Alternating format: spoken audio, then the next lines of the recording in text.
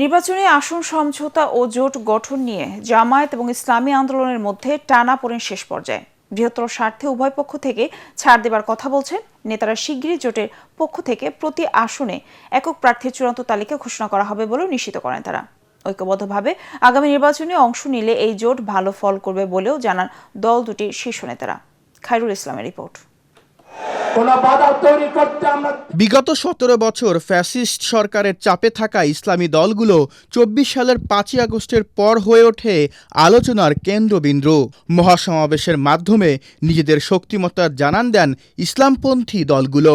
আসন্ন জাতীয় সংসদ নির্বাচনে তাদের ভোট এক বাক্সে আনতে বেশ কয়েকটি দল নিয়ে জোট করে তারা। প্রথমে ৮ দল, পরে ১০ এবং সবশেষ আনুষ্ঠানিকভাবে ১১ দলের নির্বাচনী জোটের ঘোষণা দেয় জামায়াত, ইসলামী আন্দোলন সহ অন্যান্যরা। যদিও এভাবে একত্রিত হওয়াকে জোট না বলে নির্বাচনী সমঝোতা বলছেন তারা। ৩০০ আসনেই জোটের পক্ষ থেকে একক প্রার্থী দেবার ঘোষণা থাকলেও এখন অবধি তা সম্ভব হয়নি। মনোনয়ন জমাদানের শেষ দিনেও বেশিরভাগ আসনেই দলগুলোর একাধিক প্রার্থী নিজেদের মনোনয়ন জমা দেন, যার প্রেক্ষিতে শুরু হয়েছিল টানাপোড়েন। আলোচনার মাধ্যমে দুই দলের মধ্যকার টানাপোড়েনের বরফ গলতে শুরু করেছে। শীঘ্রই জোটের পক্ষ থেকে চূড়ান্ত প্রার্থী তালিকা ঘোষণা করা হবে বলে জানান দল দুটির শীর্ষ নেতারা। আমাদের মধ্যে কিছু আলোচনা করেছি, আমাদের যে টিম কাজ করছেন ওনারাও তাদের সাথে যোগাযোগ রাখছেন।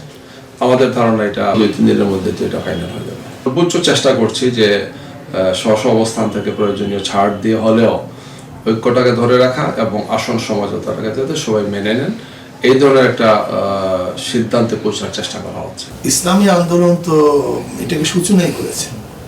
ইসলামী আন্দোলন থাকবে না এই কথাটা তো আসলে আমাদের ভিত্তিহীন, এবং যারা বলে আমরা মনে করি নিজেদের তরফ থেকে নতুন এক প্রশ্ন ছুড়ে দিয়েছে। ইসলামকে প্রতিষ্ঠিত করার ভিত্তিতে কল্যাণ রাষ্ট্র কায়েম করার জন্য, জুলুম, নির্যাতন, অবিচার, ধর্ষণ মুক্ত এক দেশ গড়ার জন্য, চাঁদা মুক্ত এক দেশ গড়ার জন্য জোট করেছে। এই টানাপোড়েনের পুনরাবৃত্তি ঠেকাতে উভয় দলকে ছাড় দেবার মানসিকতা রাখতে হবে বলে জানান তারা। যখন আমরা অ্যালায়েন্স করব তখন যে কোনো কাজ সবাই সম্মতিত হওয়া উচিত, একই সাথে হওয়া উচিত, সিদ্ধান্ত অনুযায়ী হওয়া উচিত। আমরা সবাই একই সাথে আন্দোলন করেছি, কর্মসূচি দিয়েছি, আমরা একই লক্ষ্যে কাজ করে যাচ্ছি। আমরা পরস্পরের প্রতি সম্মান এবং শ্রদ্ধা বোঝার জায়গা থেকে আমরা কাজগুলো করছি আর কি। ঐক্যবদ্ধ থাকলে ১১ দলীয় জোট আগামী নির্বাচনে ভালো ফল করবে এমনটি প্রত্যাশা তাদের।